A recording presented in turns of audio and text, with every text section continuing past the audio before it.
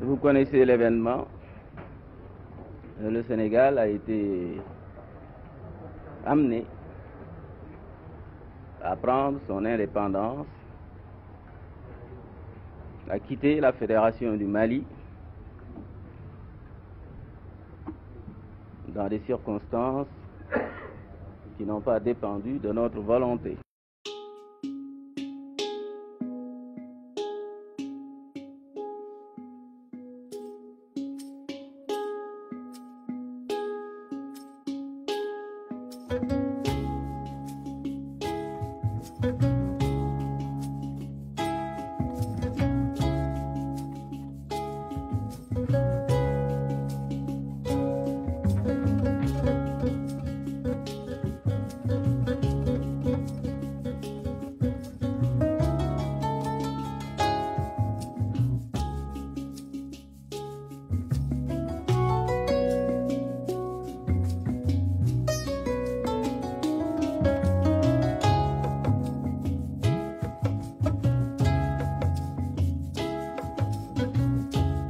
Je préparais déjà la création des communes rurales.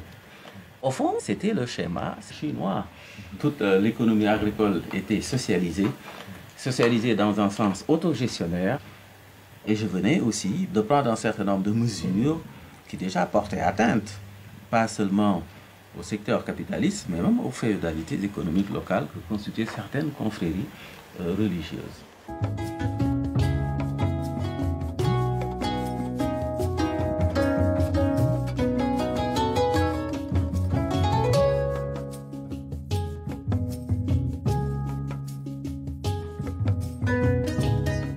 Nous étions peut-être même le seul État, mieux que, n'est-ce pas, mieux placé, même peut-être même que la Guinée, à cette époque-là, vraiment, n'est-ce pas, pour prendre notre indépendance. Nous avons mis en place un certain nombre de structures qui nous permettaient tout de suite de prendre notre indépendance. Bon, alors, donc c'est en ce moment-là qu'il m'a dit, il faut maintenant que je te dise la vérité. J'ai promis au gouvernement français de voter oui. Alors pour moi, ça a été vraiment la douche froide.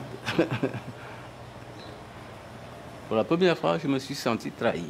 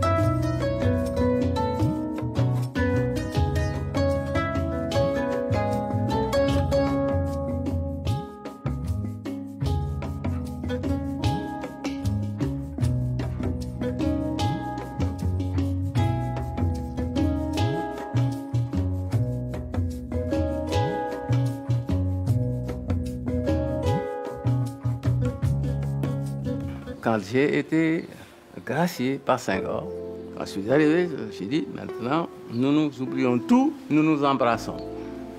Ça a été mon geste. Je n'ai pas de rancune sur le plan personnel, je ne peux pas avoir de rancune contre lui. Mais par contre, quand je vois ce qui s'est passé, ce que le Sénégal est devenu, après, à la suite, n'est-ce pas, de ces événements-là de 62, rien que pour des questions de pouvoir parce que pour lui, il s'agit tout simplement de prendre le pouvoir personnel, régner, n'est-ce pas, de façon personnelle sur le Sénégal, pour en arriver là. Et toutes les conséquences, n'est-ce pas, que cela a eu sur le plan de l'évolution de notre pays, alors que nous étions si bien partis. Nous étions un exemple qui aurait pu faire tache d'huile à travers toute l'Afrique. Et peut-être que cet exemple-là aurait évité à l'Afrique tout ce qui est arrivé aujourd'hui. Nos nouvelles dépendances.